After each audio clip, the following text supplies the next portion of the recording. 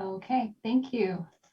So welcome to our series tonight. Sustainable Vermont is hosting a series this week on water conservation, and it's the first of our series of presentations. We hope to give you more in the future, preferably in the second week of November, and talking about how to make houses and businesses more sustainable.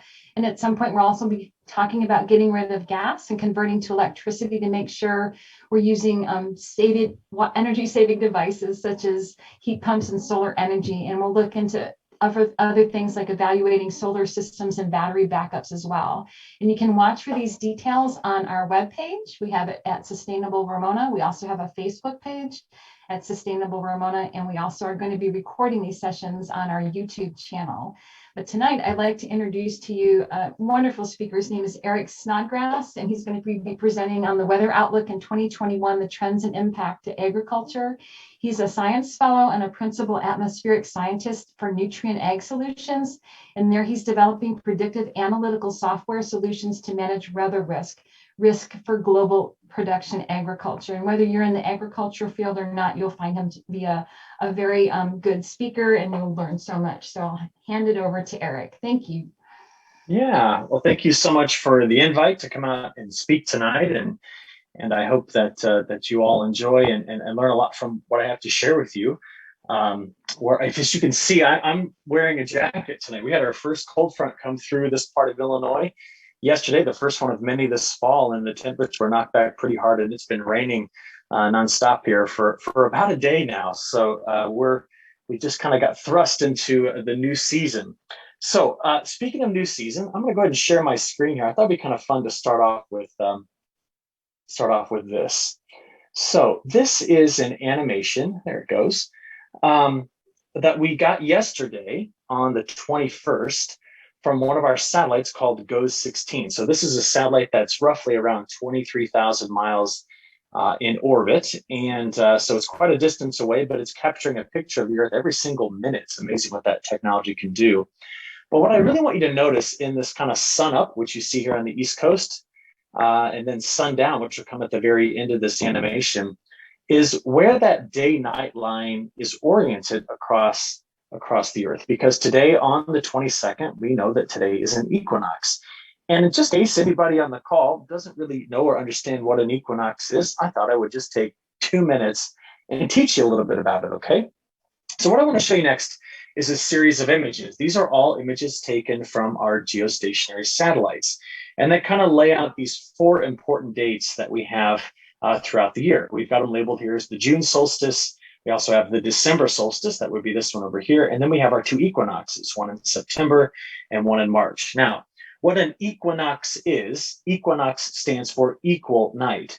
And what happens on that day is that the sun's rays are perpendicular, which means they strike directly on the equator. Now, after this, we're going to be moving toward our next solstice. And solstice means sun, sol, sun, stop. And what I thought would be kind of cool to show you is this. Are you ready? I'm going to draw a line on each of these images representing where the equator is.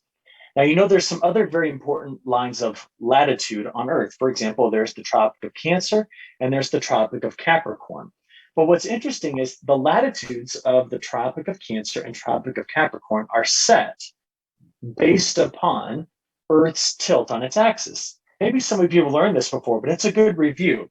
Let me show you what I'm talking about here. If I were to draw a line, look at the image over there on the left-hand side. I'm going to draw a line that represents the day-night line. And then I'm going to draw an arrow, it's this one right here, that's perpendicular to that line. And we're going to do this on a day, June 21st, every year. And it'll look something like this. Now, what's interesting is the angle at which that arrow is above the equator is 23.5 degrees. And therefore, the highest that the sun's rays will ever be direct in the northern hemisphere happens on the June solstice, and they'll be direct at 23.5 degrees north. Now, an interesting consequence of that is if you live north of the Tropic of Cancer, which most of us in the United States do, you will never, ever see the sun directly ahead unless you get into the tropics, which are defined between 23.5 degrees north and 23.5 degrees south. It'll always be in the southern sky at noon. Just something kind of neat to think about there. Now, when we get to an equinox like we have here today, the sun's rays are striking directly on the equator, and everywhere on Earth except for the North and South Pole has 24 hours, has 12 hours of daylight and 12 hours of darkness. Now, what's happening on the poles is that the sun is setting on the North Pole today, and it will not rise again until we get all the way over here to March 21st of next year. That's 6 months of darkness. And we are continuing to lose daylight hours in the Northern Hemisphere. And we're working our way toward our next solstice or sun stop. It's where the sun's rays stop moving or advancing in the Southern Hemisphere and start to turn around. They'll do that when they get to 23.5 degrees, and they'll head back to the next equinox, like you see this one here in March. Now, these define our astronomical seasons, and this is how Earth's seasons are determined. And the effect of these seasons are greater the farther you get away from the equator. But I thought it'd be just kind of fun to show you these things about these 4 important dates that happen on the 21st of June or the 22nd of June, then September, December, and March. These are equinoxes and our solstices. So just something fun to kind of kick us off tonight. Now, seeing that we are moving in toward fall, now we are officially into fall in the Northern Hemisphere, I want to take you back to this time last year. And we're going to show you a couple of maps here. Let's just take a look at what we learned from 2020 so that we understand what happened last winter, this past summer, so we can get to a point where we start to look at some longer term trends and forecasts from there on out. So you have a map on the left that shows the statewide average temperature ranks. And we're looking over a pretty broad time here. This is April through September of last year. When you look at it, you'll see in the state of California, the number 126. We've been collecting data primarily through our National Weather Service, and then before that through the US military back to 1895. So when you see that number 126 here in the state of California, that means that the April to September time period a year ago was the warmest of all April to September time periods going back to 1895. It was also the 3rd driest summer on record, July through September, with our neighboring here of Arizona and then another state over in Utah having its driest such summer time period on record. You can look around and see other places around the country here, but what I really want to focus in on is what was causing this and what lessons can we learn and how can we apply that to any future scenario? So I'd like to take you back to what happened throughout this past summer. What you're looking at now is a map of ocean temperatures. The blues represent where it's cooler than normal, and the warmer colors represent where the ocean sea surface temperatures are warmer than normal. And starting in last summer, we saw this happening. From June through August, September, October, mid-October here, you're just going to see this animation go over and over again. You see a big strip of blue water that extends from South America, which is here, over toward Indonesia, the Philippine Islands, and Australia. I'm talking about this feature right here. Now, the cooler water that you see stretching here across the widest west to east expanse of the Pacific Ocean, this is La Nina. Now, we watch these ocean temperatures in this region fluctuate back and forth between being warmer than normal or cooler than normal. And when they change, it's the largest such meteorological change of the atmosphere and ocean we have on planet Earth. And therefore, it affects the way that the Earth's atmosphere and its oceans behave as they kind of work in concert to produce weather systems. Now, what do I want you to know about this? Well, we've been studying these things for a very long time. And a very simple statistical thing you can do when you're looking at the relationship between two variables is calculate a correlation coefficient. And that's what we did here. If you look over here on the left-hand side, you're seeing the correlation between the November to April, we'll call that our wet season, our correlation with precipitation from November to April, with the ocean temperatures and what we define as Nino region 3.4. Now, just for clarity, Nino region 3.4 is this box right there. It's the middle of the Pacific. That's what we call Nino region 3.4. Don't worry about why we gave it that number, but that's where it is. Now, when you look in that region, what you see here is that when that region is warm, you tend to have a positive correlation with precipitation. When it's cold, you have the negative. Now, what do we mean by this? Well, one of the most important things for returning moisture in abundance to California is to get the ocean temperatures in the central equatorial Pacific to be warm or to have an El Nino. When there's an El Nino during our cold season, the correlation with precipitation is positive. It tends to be wetter. And by the same token, if those ocean temperatures, like we saw last year, are cold, we have the inverse effect. It tends to be drier. Who gets all the moisture when there's a La Nina? The Pacific Northwest, the Northern Plains, the Ohio River Valley. Those are the areas that to do better. And if you just asked why is that the case? What is it about those changes in ocean temperatures that ultimately affect our weather in California? It has everything to do with this graphic over here on the right. Now, what is this? Well, what it's showing you here is the correlation, again, November to April, with the ocean temperatures in that little box I showed you, with our wind speeds way up at the top of the troposphere, the layer of the atmosphere we live in. We're specifically talking about the jet stream. And this is what we don't want to see. What you've got right in through here in these warm colors represents very weak jet stream level winds when there is a La Nina. I'm trying to write here with my mouse. I'm not very good at it, but you'll see the word weak. We don't want that. We want strong jet stream level winds from November to April to push into California, deliver the rainfall we need, pack the mountains up with snow so that we can fill the reservoirs, keep the snow there as long as we can to let it melt at the right time so that we go into a growing season, which is our dry season, with adequate moisture. What I'm telling you is when there is an El Nino, we're in good shape. When there's a La Nina, when those ocean temperatures are cold, all of those fast winds target the Pacific Northwest, not California. That's your first lesson for tonight. We're going to carry that one idea all the way through to the last thing I'm going to share with you tonight. So keep this in mind. Now, if you're unfamiliar with what an El Nino or a La Nina is, I thought I would at least tell you something kind of fun about it. Who named this? Who named El Nino? Well, that credit is given to people that lived in Peru way back at the end of the late 1800s. So what these people were noticing, these Peruvians, actually the fishermen here, the Peruvian fishermen here, they noticed that every once in a while, the water temperatures just off the coast would really warm up. And then they would also cool back down. And there was an interesting cycle to the warming up and the cooling down of those waters. It was hard to predict. It didn't happen some years, and other years it happened in a really strong fashion. But they all found that the peak of either the warm episode or the cool episode corresponded with the Christian holiday of Christmas. So what they named the warm episode was El Nino. And El Nino is always to be capitalized when you write it. Translated from Spanish, it of course means the little boy, but it's capitalized because it's referring to a specific little boy. And the specific little boy is Jesus, the Messiah of the Christian faith. So El Nino is named after Jesus.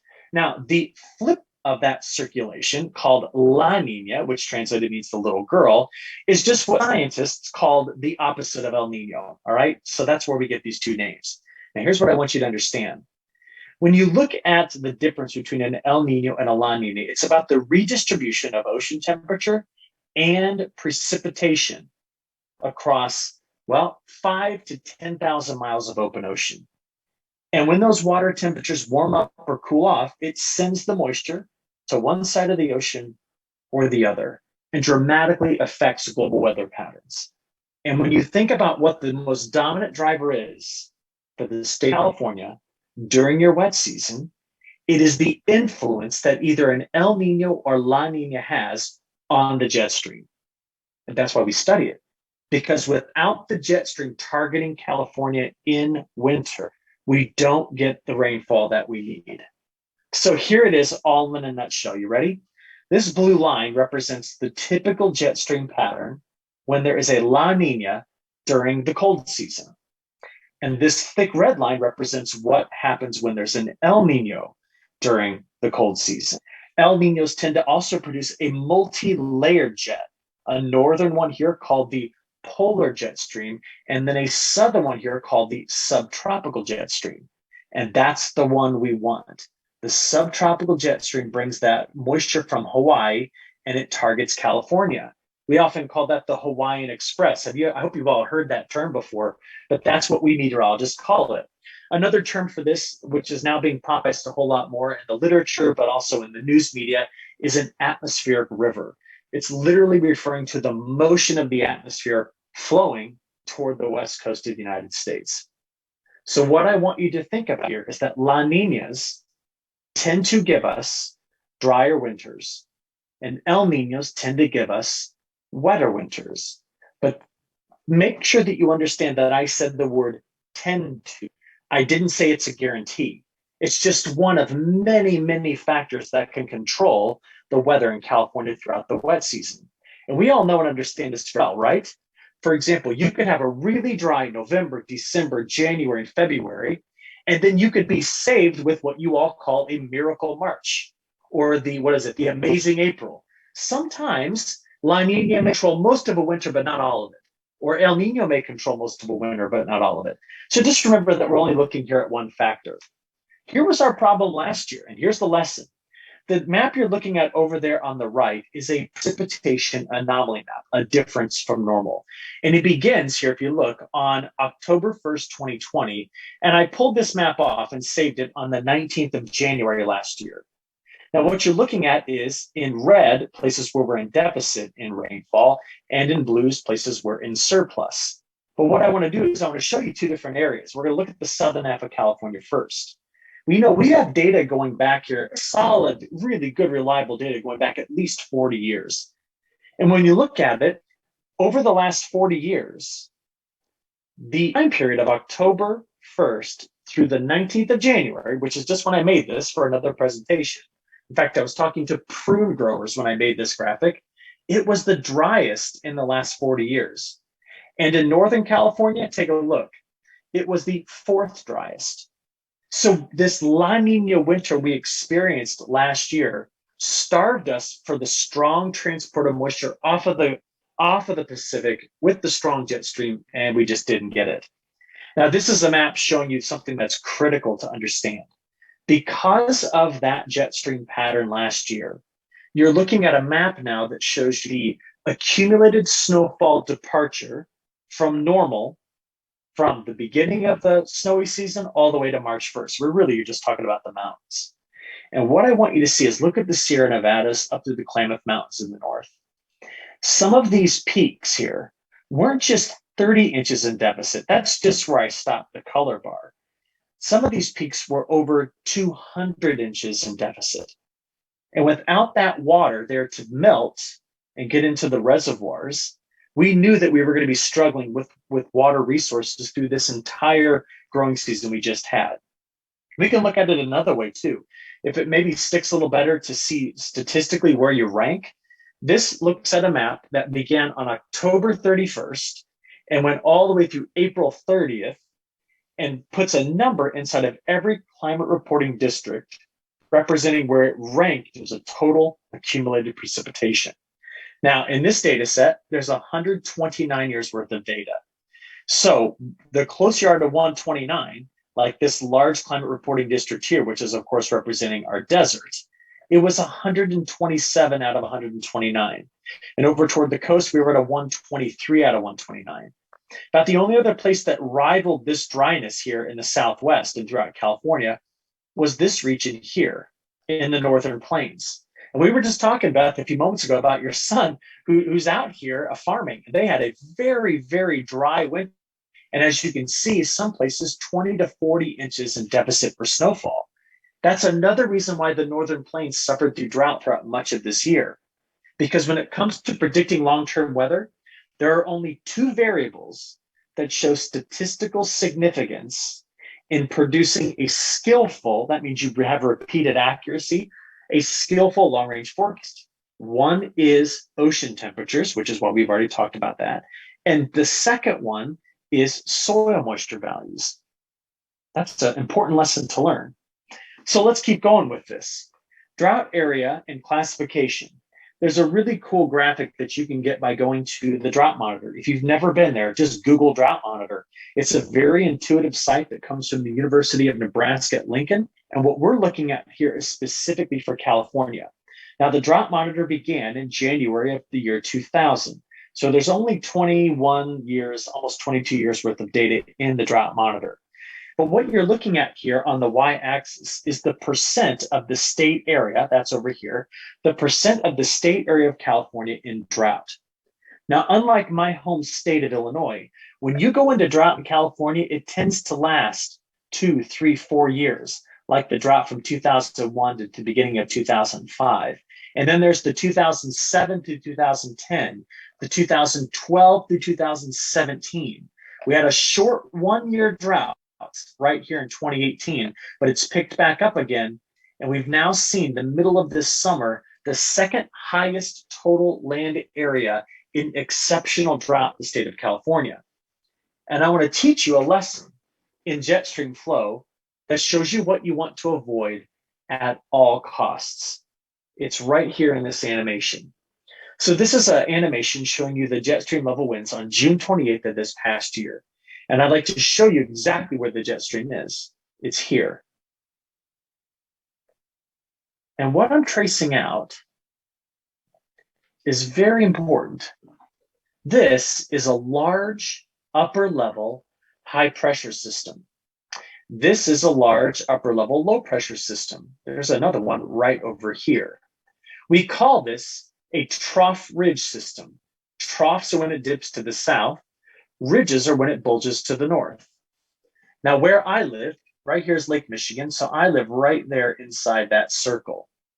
At the end of June and the beginning of July, here, my backyard had 9.5 inches of rain. I was near a trough. Troughs of low pressure produce unsettled weather, and they produce lots and lots of rain. You were under this massive ridge, especially the Pacific Northwest. And these are giant domes of heat in summer, and they block any would-be weather system from bringing in precipitation. And why I'm showing you this particular animation is, that is the largest ridge I've observed in my 25-year career. I've never seen one that pronounced and that large. Now, that's not saying anything about climate change. We'll talk about that in a second. I'm just speaking from a personal experience note. I've seen a ridge that big. And look at what it did to the temperatures in the afternoon on June 28th. Across the West, these temperatures are all in Fahrenheit.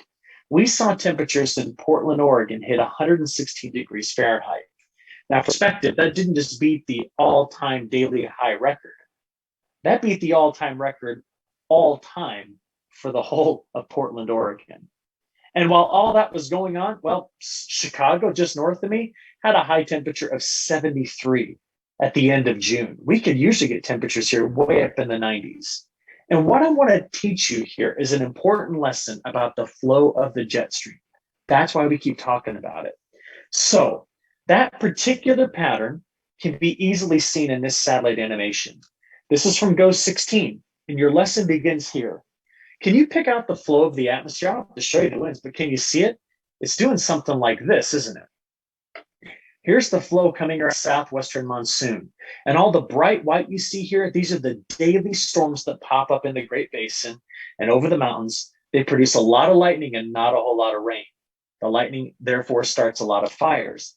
And you can see how widespread the smoke was into the Pacific Northwest and also down into the central plains of the United States on the other side of that massive ridge. Here's that fire zoomed in just north of California and Oregon.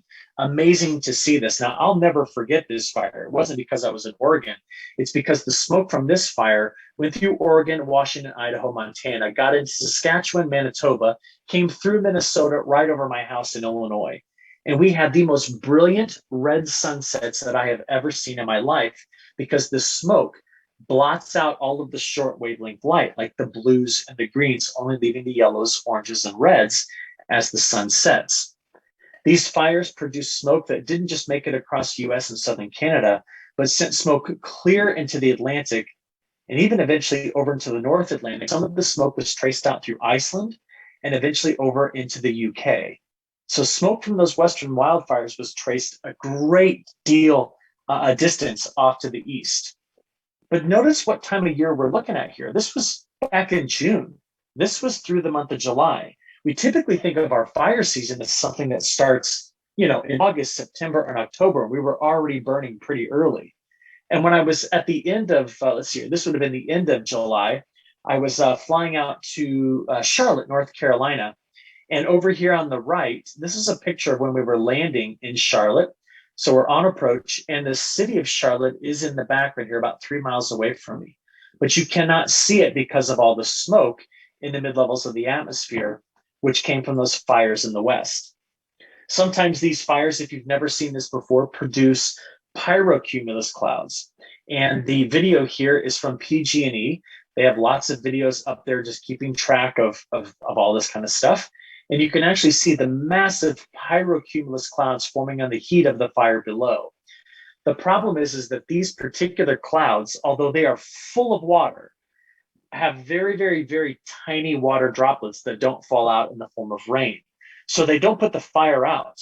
In fact, what they do is they generate a lot of static electricity and produce a lot of lightning. But the heat from these fires pushes these pyrocumulus clouds sometimes to a height of 50 to 60,000 feet in the sky. And this is what things look like just today. Now, I know you all are way down here, but this is at the southern rim of the San Joaquin Valley.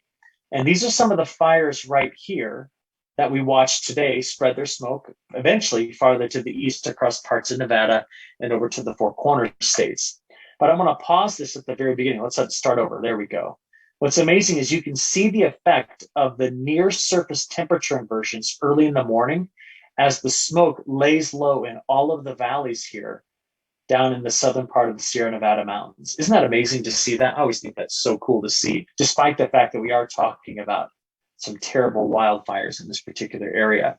By the way, if you're interested in understanding these wildfire statistics, the National Interagency Fire Center, this is a .gov site, puts out statistics, and they've got data going back 10 years. So just to let you know, we've had 45,000 fires so far this year that have burned almost 6 million acres. Last year at this time, we were sitting at over 7 million. And in 2017, we were at 8.5 million. And look at this, 2015 was nearly 9 million. So when you average it all together, we're technically speaking below average on the total number of acres burned this year. But do not let that take anything away from how prolific and widespread and dangerous the fires were this particular year. You see, but we need to come back to the story that I established at the beginning, the jet stream. You see, the lack of strong jet stream level winds this past winter meant that we didn't pack up the snow. And if the snow is not there to then eventually get into the rivers and reservoirs, our reservoirs are going to suffer. And what this particular graphic shows you from the Department of Water Resources for the state of California, it shows you through yesterday where all of our reservoirs sit compared to their historical average. Now, the historical average is the solid line that sits here. And the number that you see represents what percentage the reservoir is compared to full pool. And I highlighted Lake Shasta here. And Lake Shasta is currently sitting at 24% full pool and Lake Oroville at 22%. Now, these are just two of the biggest reservoirs in the state. Come down here a bit farther to the south, only this reservoir right here, which is a relatively small one, is currently sitting at an average in its reservoir compared to its historical reservoir state. That is the only one in the entire state of California that is currently sitting there. Just something to put a perspective on this. I'm sure that you all know this, but it is worth hearing this again. The state of California, which has a Mediterranean climate, which means we have a distinct wet and dry season, leads the nation in the production of over and production of milk. And it has very intensive agriculture that requires a lot of water. And what we're looking at here is the stress on the water system due to the atmosphere and its targeting of the strong jet stream level winds somewhere else.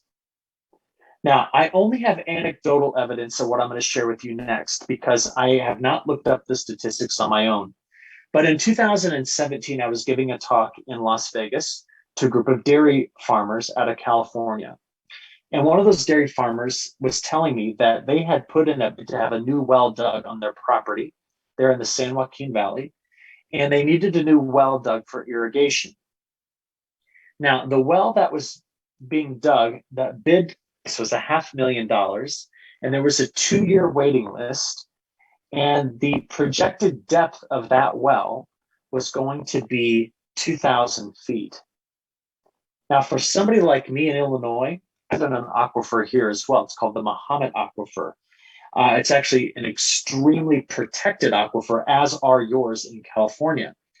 But in addition to that, we have very, very shallow groundwater levels. I'm not joking. If I were to go in my backyard and just toss a spade in the ground and keep digging for a little bit, I would hit water very quickly. What we're learning here is that the water resources in California, which are much different from the other side of the mountains, are under stress. And you can see it here by looking at this particular figure. Now, let's continue on with this lesson I'm trying to teach you. Because what we saw this year from the end of May through yesterday was that we once again went over into a summer where the temperatures were extremely hot. Many of the reporting districts in California had number 1 in them. That means it was the hottest June 1st through September 22nd time period on record. And what I'm hoping you're going to be able to see here is how the jet stream made that happen. You see, this is a map that shows you from the middle of June through the middle of August. I just picked some random dates here, what the jet stream was doing. Those reds were there were ridges. And the jet stream got trapped into a large ridge here that just sat and kind of spun over the Pacific Northwest. And if the jet stream has to go around it like this, well, we're going to avoid any good onshore flow and good storms or any good summer moisture that we can sometimes get. But it was that ridge that was the result of such extreme heat. So here's the lesson I want you to learn. You see, I've been talking on and on about the jet stream, and most meteorologists will. And the reason why we do that is because of the man you see over there on the left, Carl Gustav Rossby.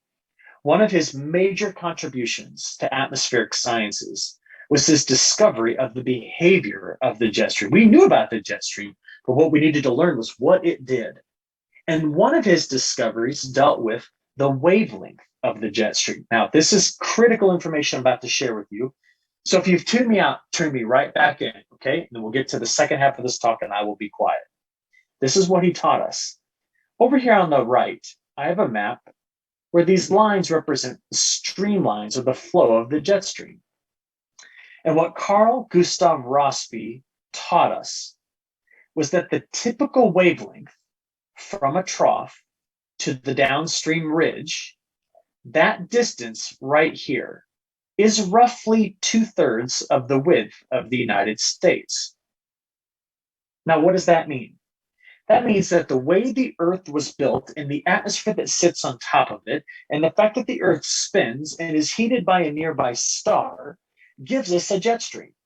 And that jet stream meanders north and south. And the northward pushes are called ridges, and the southward dips are troughs. And it does so in a relatively predictable manner, given that the wavelength is roughly 2/3 the width of the United States.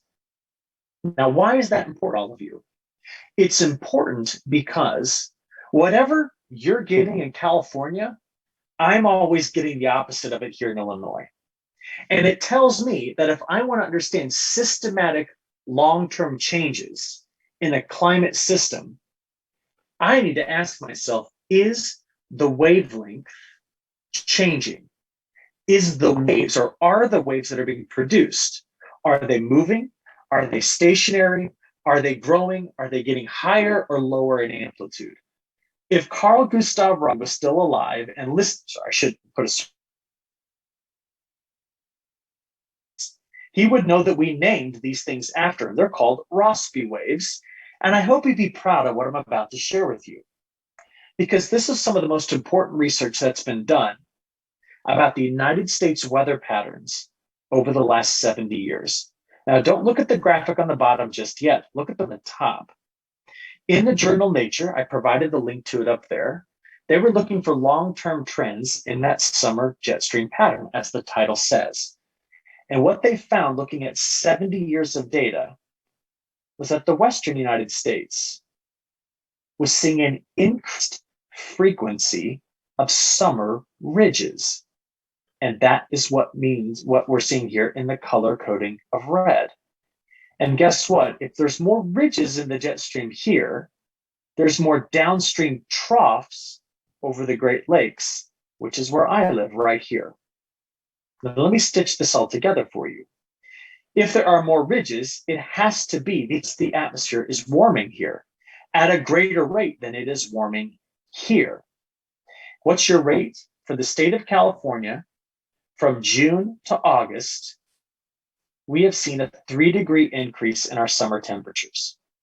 Now, you might be looking at that going, 3 degrees, is that really that big of a deal? Because there are some days, you all know this, right? You can wake up in the morning and it could be in the 60s, and then by the afternoon be in the low 100s. You're like, well, wait a minute, that's a 40-degree swing every day. I'm not talking about that. That's your daily weather. I'm talking about the long-term climatological averages. The 70-year trend is up 3 degrees. You know what it is over here where I live? Flat. Our temperature change is flat compared to this. Very, very small temperature change. Here's what we learned about winter. Same idea. Now, this is how weather nerds like me like to look at the jet stream. This is January through March. What we have found is that the jet stream in winter is splitting more often around California. There's a branch that goes to the north, that's this one, and the subtropical branch keeps going farther to the south, that one. And it all comes together into deep troughs over the east. So what's the net effect of that? Well, the December through March snowfall, when you compare the time period of 1991 to 2020 versus 1981 to 2010, so this is a 10-year sliding window, we've seen less snow here and a lot less snow there. Where's it been more snowy? In the Northern Rockies and the Cascades, and then across the east. That's what the blues represent. When somebody starts talking to you about climate change and they're not showing you these things, then they're not talking about the right things, in my opinion. Because it's always, when it comes to agriculture, looking at the impacts on the things we care most about: temperature stress and moisture stress. And this is how we're studying it. When we looked at the brand new data, which came out from NOAA this year, the new climate normals, those are averages, we've now stepped up to the time period of 1991 to 2020. Previously, we used 1981 to 2010. And what we've determined is, when you look at the differences, the places that you see in red here have seen an increase in temperature, and this is in Fahrenheit. These colors represent where there's been a decrease. Precipitation, you can see it pretty clearly. It's a really pronounced divide on locations where, when you look back over the last 40 years, we've seen a drying trend here, and we've been getting wetter here. Keeping on with this, something very important to everybody that's on this call is what I'm showing you here. There's a metric we keep track of called vapor pressure deficit. Vapor pressure, that is the partial pressure of water in the atmosphere. It tells us how much moisture is in the atmosphere. If there's a growing deficit, we're losing it. And for California, using the Palmer Drought Severity Index, we can see that we're getting a higher vapor pressure deficit, which is leading to, as the title says, greater or higher evapotranspiration every day. And there's a greater demand on our water. Now, given all of that, let me tell you what's going on the other side. In fact, before I go here, let's come back to this map. Where I live, right over here, we have actually seen since 1970 a 5-inch increase in total precipitation. We're not warming up in afternoon high temperatures, we're warming up with overnight lows. Higher humidity will do that. What we're getting here, a major change that's divided by the United States Rocky Mountains. A major difference on either side. Now, we could talk more about that at length, but I wanted to give you this bit of information right now. Because what I'd like to do is take everything we've just kind of wrapped up and now give you a forecast of it. Because as we look forward, this is how things currently look as of 2 days ago. There's some cooler water emerging here. And what we're going to ask ourselves is, can we apply what we just learned in the front half of this talk to my last 15 minutes or so here into a forecast? Now, when you think about what's driving a lot of this longer term change, I want to give one piece of information, okay?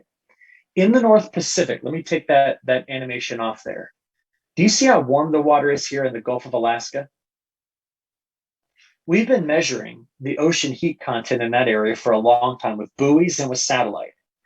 And one of the big reasons why we're seeing these changes that are more dramatic on the West Coast than the East is that the ocean heat content, which is graphed here, doesn't matter if I fit it with a linear line or a polynomial, even exponential, it has increased dramatically since the 1970s. That's a long enough term trend to be considered statistically significant in a climate study. And in a nutshell, you ready? This is what it does. All of the warm ocean water here is displacing the jet stream north. And if it runs up north here, Carl Gustav Rossi would say, well, if it's north there, it's got to come down over there. And that's what's leading to more West Coast ridging and more Great Lakes and East Coast troughing with time. This is one of the main culprits behind the changes that we're seeing. It's sensible heating from the oceans. And by the way, I guess I forgot, I did throw this into my talk. Where I live over in the Corn Belt, we have seen since for our growing season, April, October, an increase of 5.5 inches of total rainfall. And in my home state of Illinois, the frequency of really heavy rainfall events has doubled. And in my neighboring state of Iowa, it's tripled. That's defining a heavy rainfall event as more than 2 inches of rain in a 24-hour time period, which means we're dealing more with this, the atmosphere delivering massive amounts of rain in short amounts of time, which means our number one thing we're focused on over here is how do we manage the excess water when we do have it? In an Illinois farm field, it's all with pattern tile drainage. That's one of the best solutions we have for dealing with excess water. Now, it's not clearly what this young man is doing here. So just something I want you to think about. Now, just in the interest of time, I'm going to skip over just a couple of slides here, and I'd like to come back to this, and then we'll get into the end of my talk. If you remember one slide today, I hope it's this one. I used a tool that's available from NOAA that allows me to look up the total accumulated precipitation over any given time period. And I decided to look it up from January 1st to 2000 all the way until today. And I've got two graphs. There's one on the left that is San Diego, and there's one on the right that is Chicago. There are two lines on each graph. The line that is this color here represents, again, from 2000 to September 22nd, 2021, the average accumulation of precipitation, which means if you follow that line right there, which the wiggles represent the seasons, okay? If you follow that line right there, if the actual measured precipitation sat right on top of it, you would be accumulating rainfall at the normal rate. This is San Diego. This is Chicago. Now, what I want you to see here is that even though in Chicago, we went into a very dry time period right here, this was in the mid, 2006, 7, and 8, we caught back up, and we're currently at a surplus. What's different is in San Diego, the deficit continues to grow with time. Do you see that? You are currently, based off of this difference right here, 3 years worth of precipitation behind normal, about 36 inches off of normal, which means if you'd like to catch up this winter, you need 3 times your normal mountain snowfall and valley rains to catch up. And you do not want that. That would be absolutely devastating to the entire state of California. But what I want you to see here is the systematic long-term change is seen right here. Now, given that, and me mentioning what's coming up this winter, let's forecast it. We'll wrap this up, okay? Now, going into this fall and winter, I'm going to come back to this again. These cooler ocean temperatures are showing back up. Let's use it to forecast. Now, sometimes when we forecast, when we use some of the world that's produced is absolutely crystal clear. But I want you to remember something about the way we use these weather forecast models. Their accuracy. What is it? Because yeah, you can go out and download an app that'll give you a 11-month forecast or a 45-day forecast. And I'm telling you, they're garbage. They're absolutely garbage. All they're actually giving you is climatological normals. That's useless. The reality of it is that our forecast accuracy drops off dramatically after about 10 days. Pinpointing a forecast for your location beyond about 10 days is nearly impossible. And you're on the West Coast, which makes it even more impossible because your weather comes from the West. And what's over there? The Pacific Ocean. And all we do out there is have a couple of floating buoys and some satellite data to tell us what's going on. And you have all of this enormously complicated by the mountains. You stitch all that together, one of the least predictable places in the United States for weather is the West Coast. The second most unpredictable place would be the Northern Plains, specifically Rapid City, South Dakota. There's a bit of trivia for you. Sometimes, though, the atmosphere is making a very clear picture of what it's about to do. And I'm going to show you that. We're going to skip this just for a second here and get right to this picture right there. There she is. Sometimes the atmosphere tells you exactly what it's going to do. For example, this young lady and young man, do they really need to be looking at this pregnancy test called the predictor, right? I think there's a lot of signals here that she's about to have a baby. You know, the atmosphere sometimes tells us exactly what it's going to do, and we get it. For example, 2019, the jet stream of Southern California to New York at 230 miles an hour every day from March until June. That was the easiest spring forecast I ever had to do because it didn't stop. Other times that pattern's a bit more complicated. It may look like one thing, but actually be doing another. If any of you that are watching this have ever driven a stick shift car, you would know that the first 3 gears are not at the top of the pattern when you shift. It may look right, but there's some subtle differences to it. And boy, do we wish we were accurate. I wish I could forecast as accurate as Tom Brady can throw the football. Now, I believe that this video is fake, but still, repeated accuracy is skill. And we wish we could do it over and over and over again with skill, something like this. But the reality is what I showed you a few moments ago. Our forecast accuracy and skill drops off with time.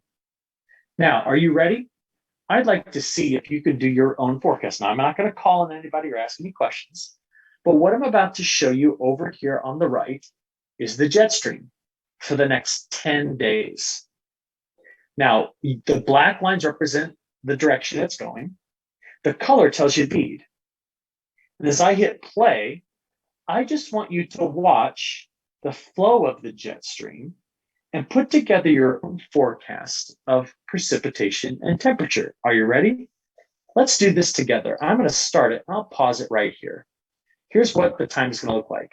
Through Thursday, Friday, and Saturday, we see that the jet stream is largely doing this. Then as we go into the weekend and into next week, the jet stream is now doing this. And then as we get through Tuesday of next week, going out into Thursday and Friday and Saturday, it ends up looking something like that. Now, I hope you saw a pretty remarkable change in the path of the jet stream.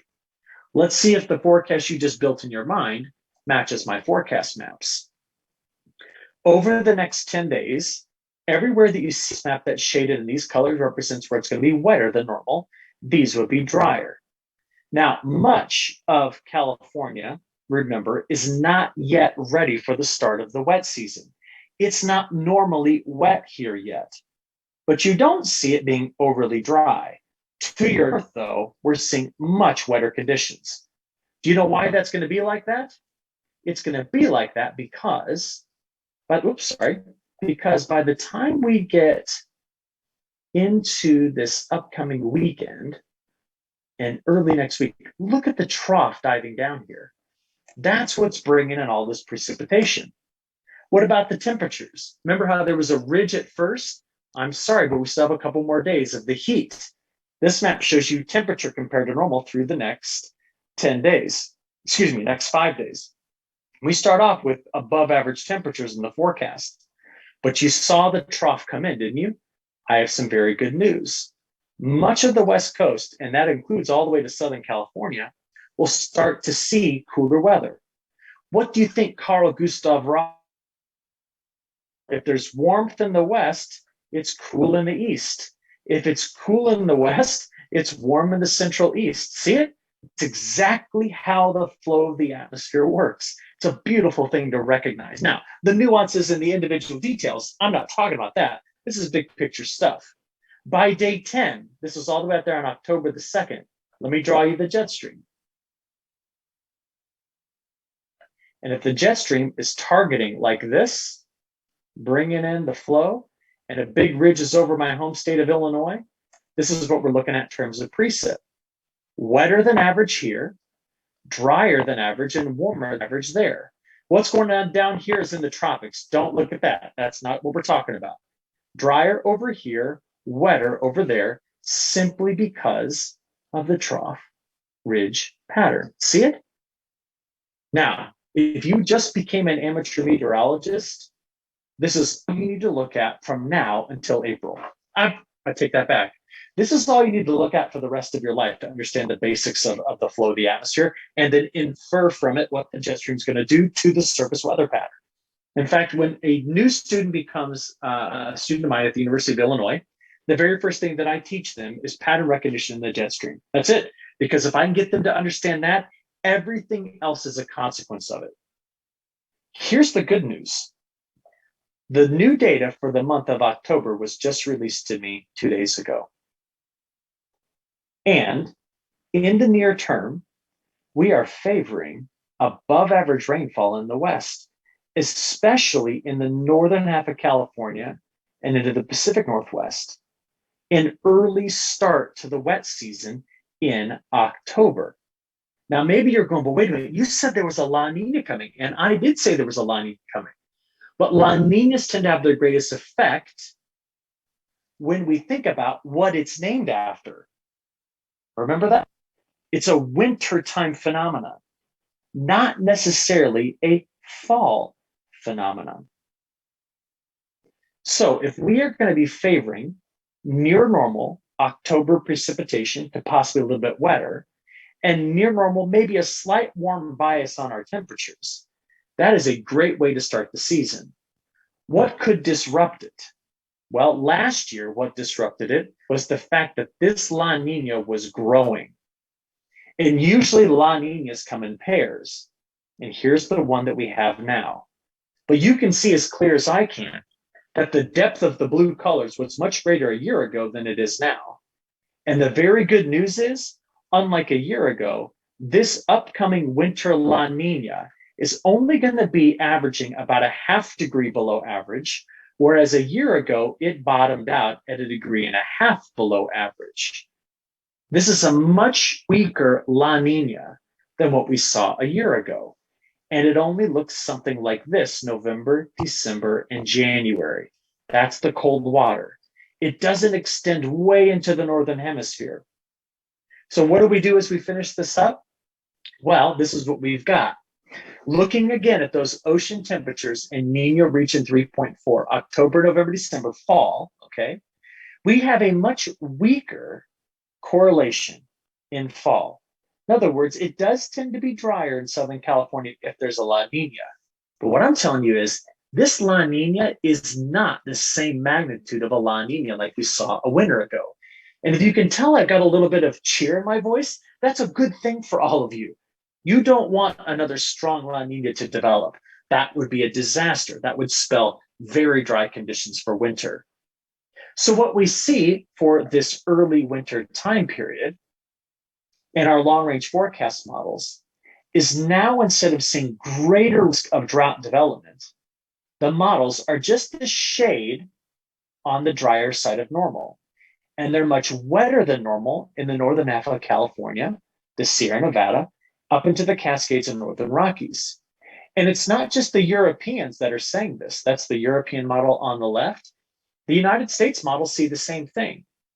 It could be a little drier than average along the south, but this is not the same magnitude of drought concern I had a year ago. But we come back to our bigger problem. We are 3 years in deficit on total precipitation. The good news for all of you is we expect by next summer that the jet stream pattern and the ocean temperature pattern are going to look a bit more like El Nino. And I would want nothing more for you to go into the winter of 2022-23 with an El Nino brewing in the Pacific. That would be very good news. So if you had to translate what I just shared with you, I think that in the current cycle we're in now with ocean temperatures, the worst is behind us. The second La Nina is weaker. Doesn't mean we won't have drought concerns this winter. It's just a different magnitude than we saw last winter. Where I'll finish up is with this. If everything is perfect in winter, you want the jet stream to do this. Do you see it? Look at what it's doing. The split is way out over here in the Gulf of Alaska. See it? It's over there near Hawaii. And it all comes together like that. That is what we call an atmospheric river targeting the West Coast. I like this too because it brings a big ridge over me and I get a little bit of mild weather in the middle of winter. So instead of being 20 degrees and snowing, we get days that maybe get up into the low 50s. And for an Illinois boy, we call that shorts and t-shirt weather in the middle of winter. So this is what we're going to be on the lookout for. Because when something like this occurs, these weather forecast models look like this. Now watch. This was from last March on the 8th, 9th, 8th through the next week. Ready? See the deep low pull in there and bring in all that precipitation? We need a bunch of these to occur in the midsection of California to Southern California this next year. And if that does occur, that would be a great way to build up that snowpack and help us recover. You got a better chance this winter than you did last winter of seeing that happen. Excuse me. So where I'm going to finish with is this. I know I only left 3 minutes for questions. I'm sorry. But what you've got across the top there is a web address, info.nutrien.com/snodgrass_weather. If you like keeping ahead of the global weather patterns, I provide it every day for free. You just go to that web link and sign up. This will show up in your email every day. It's free. You can unsubscribe at any time. If you don't like it, just delete it. There'll be another one the next day. I produce them 5 days a week. It gives you access to my analysis, where I talk about the main factors affecting the whole of the United States. It's a national report. You can even download that report. This is just slide 1 of 11 slides that show you how the weather's changing: temperature, precipitation, evapotranspiration, all of the important metrics that we use. It also gives you access to a long-range forecast that comes out every Tuesday and every Friday. And I just want to give it to you for free. This is no obligation. This isn't a pitch. Nutrien lets me give the weather away for free. And if you want access to it, take a look at it. It's right there. All right. I've got 9:28 local time. That should be 7:28 your time. My kids are upstairs waiting for me to come up and read a book to them. So why don't I just stop it there? I'll stop sharing my screen. And if there are questions, we can go back to them here. So feel free to unmute yourselves to ask him any questions tonight. Eric, I'll jump in. This is Bob Maycumber.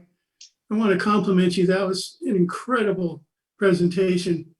Thank you. I guess the only thing I'm left with is I need a little bit more ammunition to help convince my denier friends that there is such a thing as climate change.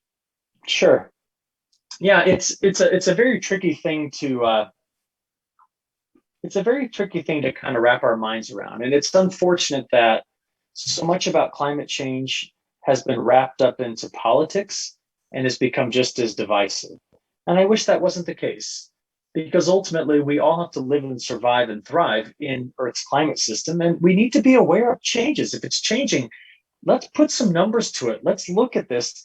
And unfortunately, what we often do is we look at who to blame. I mean, I know my kids can hear me, but I'll say this anyway. They do it all the time, right? I come in, there's a mess. The solution is let's clean up the mess. They want to blame each other for who made the mess. I'm like, I don't care. I need to get the dog food out of the middle of the kitchen floor, get it fixed, you know? I wish we had a bit more of that attitude about this particular issue. In other words, we say, listen, as a consequence of industrialization, oh, don't forget, Industrialization is what has made our lives what they are. We are able to live, survive, thrive with modern medicine. I mean, it's a beautiful, amazing thing. But when we did that, we just needed a cheap and abundant fuel source. So we found it. It was coal, it was oil, it was natural gas. And we learned that one of the byproducts of it, which is not harmful to the human body, it's certainly not harmful to our plants, it's CO2. And it just gets in the atmosphere and it just makes Earth warmer than it should be. Now, I say that, but I want to be very clear here. When I say Earth warmer than it should be, I mean that Earth is too far from sun to be as warm as it is. If we didn't have carbon dioxide and water vapor, Earth's temperature drops 60 Fahrenheit and it's a ball of ice. But with those gases, we get to stay in this habitable zone. And therefore, Earth's atmosphere and its climate is sensitive to any minor tweak in those gases. And we put a bunch of CO2 into the atmosphere. We still do it because we do live energy intensive lives. And when I say we, that means Eric Snodgrass, the guy talking to you now about this, lives an energy intensive life.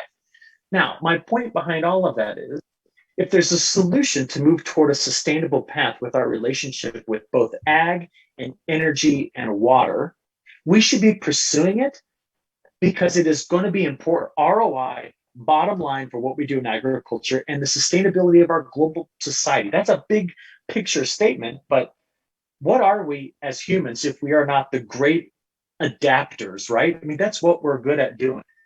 So what I want folks to do is I want them to set aside any kind of preconceived notion they have about it, discover this, remove their confirmation bias, and just come at it with a clean slate and say, all right, here's where we are. What do we know about the science? What are the uncertainties? What did the peer-reviewed studies say? Look at those. I mean, my goodness, to ask someone to read a peer-reviewed study over some opinion piece on Facebook is like trying to move heaven and earth, right? You do that. Then you make the decision based upon the evidence, and the decision always, I mean, we do this to make money, right? We farm to have an income. What is going to be the best, most sustainable path forward? And I'm talking about both sustainable for the land and sustainable for the fact to live off that land. And then you make the argument, you go forward with it, and you present it in a very clear and concise way that removes the this political position versus this political position or anything like that. But that, we should have a whole other talk just about climate science and climate change so that you can be armed with the 25 years worth of research that I've done so that I can explain it to you and you can explain it to anybody, because the very first person I taught about climate change was my 85-year-old mother, because I figured out if I could teach her, I could teach anybody else. So that's my 4-minute diatribe on to answer your question. It's a good one though. Thank you. Yeah. I had a question. You showing the clouds that come up after with the fires that you said had some water, but they produced lightning. I don't know if you know the answer to this, but I've always wondered, with all the water that's put on the fires, does that water disappear in the heat? Like we lose it and it never comes back and reforms into H2O again? Do you know that? Well, it always stays H2O, but what it stays is you put it on a liquid phase, and then most of it either will boil. I mean, some of it just flash boils when it hits the fire, and then a lot of it will evaporate. But the goal is we hope that it puts the fire out in the process, right? But what it does is it gets put back up into the atmosphere and transported away from that location. So it never disappears. It just gets moved and relocated. Yeah. Created or destroyed. That's right. That's one of the most amazing things about science. When we discovered the principle of continuity, the fact that we're not creating or destroying, there's conservation of energy, we're just redistributing all the time. Everything's just moving. That same principle comes down to what like Rossby figured out, right? We're just displacing something that was here to here. That's how it works. It's elegant when you sit back and just look at the first principles of science. I could get nerdy about that, but I won't do that tonight. You're not nerdy, you're very informative, and I appreciate that. A subject that some people might find very dry and make it very very attainable to the rest of us. You're just great at what you do. Thank you. I appreciate it. No pun intended there, right? Take something dry and make okay. Good. Thank you. Great. Are there any other questions? because you've got a story to read to your kids. We're reading The Secret Garden right now. Oh, great. Yeah. Yeah, we haven't read that one yet. So I'm terrible at the Yorkshire accent though. I just can't do it. And I feel stupid trying to do it for my kids. So even though I'm English, I'm only third generation here in the States. So anyway. Well, again, thank you. I'm just so blessed that you came on tonight, and I hope everybody has several takeaways from this. If you don't, you were asleep because you did such a good job. I appreciate that. All righty. Thank you very much. You're welcome. Thank you. Thanks, Eric. Bye. Bye.